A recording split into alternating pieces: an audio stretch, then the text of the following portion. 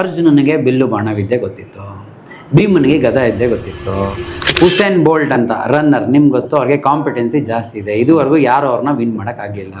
ವಿಶ್ವೇಶ್ವರಯ್ಯ ನಿಮಗೆ ಗೊತ್ತು, ಐಡಿಯಾಸ್ ಕಾ ಬಾಪ್.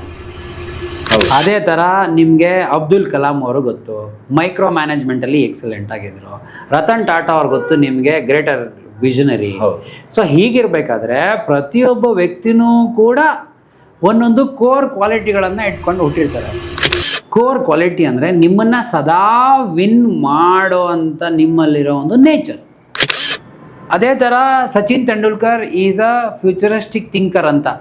ನಿನ್ನೆ ಏನು ಎಕ್ಸ್ಪೀರಿಯನ್ಸ್ ಮಾಡಿದ್ರು ಅದ್ರ ಬಗ್ಗೆ ಏನೋ ಕಲ್ತ್ಕೊಂಡ್ರು, ನಾಳೆ ಚೇಂಜ್ ಮಾಡಿಕೊಂಡ್ರು. ಇವ್ರನ್ನ ಫ್ಯೂಚರಿಸ್ಟಿಕ್ ಥಿಂಕರ್ಸ್ ಅಂತ ಕರಿತೀವಿ. ಅದೇ ಥರ ಅದೆಂತೆಂಥ ಸೈಂಟಿಸ್ಟ್ಗಳೆಲ್ಲ ಇದ್ದಾರೆ, ದೇ ಆರ್ ಗ್ರೇಟ್ ಲರ್ನರ್ಸ್ ಅಂತ. Learning is also one of the basic core quality.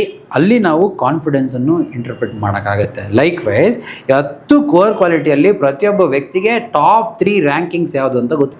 ಆ ಟಾಪ್ 3 ರ್ಯಾಂಕಿಂಗ್ಸನ್ನು ನಿಮ್ಮ ಹತ್ರ ಇರೋದನ್ನ ನೀವು ಯೂಸ್ ಮಾಡ್ಕೊಂಡಿಲ್ಲ ಅಂದರೆ ಜಗತ್ತು, ನಿಮ್ಮ ಫ್ಯಾಮಿಲಿ ಎಲ್ಲರೂ ನಿಮಗೆ ಡಿಸ್ರೆಸ್ಪೆಕ್ಟ್ ಮಾಡ್ತಾರೆ.